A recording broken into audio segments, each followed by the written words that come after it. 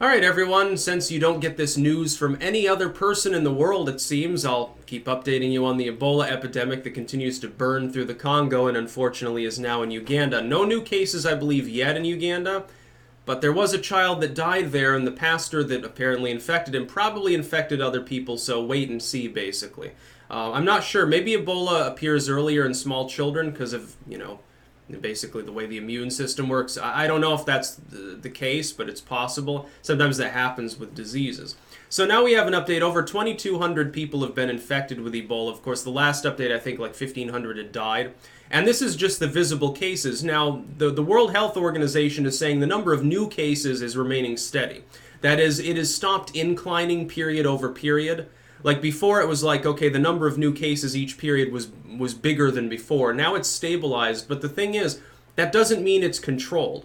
The epidemic is still very much there. Now, it's possible maybe the vaccine they've deployed has been somewhat effective, but if it were, then why are they talking about deploying a second experimental vaccine? News today, they're considering taking this second experimental vaccine and deploying it, and of course that comes with the ethical issues of, well, where, potentially giving people a vaccine that might not even work or it might be only partially effective. And so we're going to have to tell them about this, hey, this is a last-ditch effort to keep you, safe from this disease that otherwise kills half the people who get it, but we're not even sure that it works, but let us stab your children with this needle anyway. And so it may not even work as a vaccine. I mean, I'm not seeing any literature to suggest that the first vaccine was 100% effective. And they didn't deploy nearly as many doses as they needed to since the epidemic is still burning through the area. Here's the other problem. They've had more security issues, more attacks on clinics and workers. They've had to beef up security even more. They're still in a civil war zone. The problem is that Ebola has taken root in and around several urban areas in a civil war zone, in an area where there's enough infrastructure for there to be significant travel, but there's not enough infrastructure for proper sanitation and for the organization necessary to make sure you're accounting for all the cases. What happens, and this happened in West Africa, is that people can begin to panic and stop reporting the fact that their relative has Ebola because they want to have the remains when they die. They don't want to tell the Ebola workers because either they think the Ebola workers are going to kill people like with witchcraft or something. This is literally a problem in some of these outlying areas. Or the more urban, more educated population, they'll simply say, well, I don't want them cremated.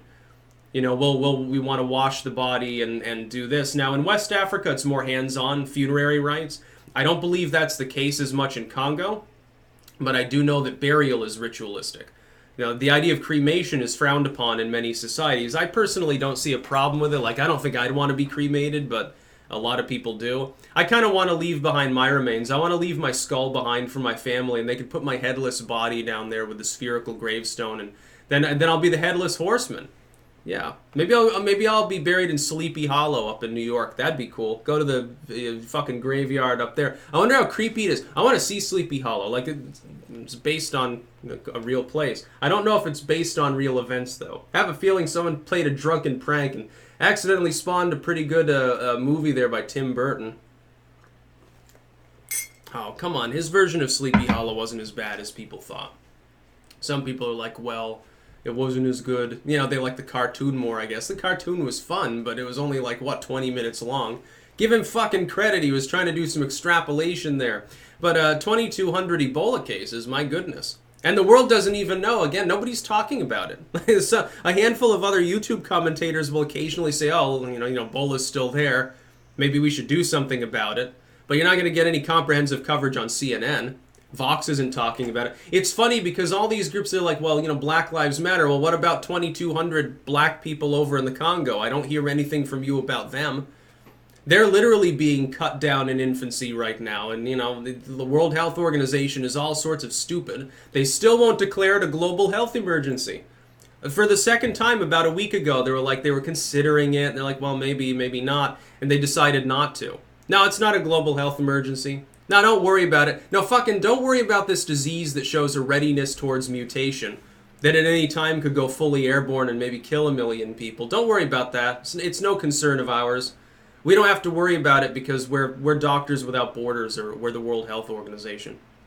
We'll just give everyone an experimental serum that reduces the death rate maybe by 5%. Apparently that's made from tobacco plants, which is like the first genuine medicinal use accepted from tobacco. So, see, now they can never put tobacco on the top schedule because it fights Ebola a little bit.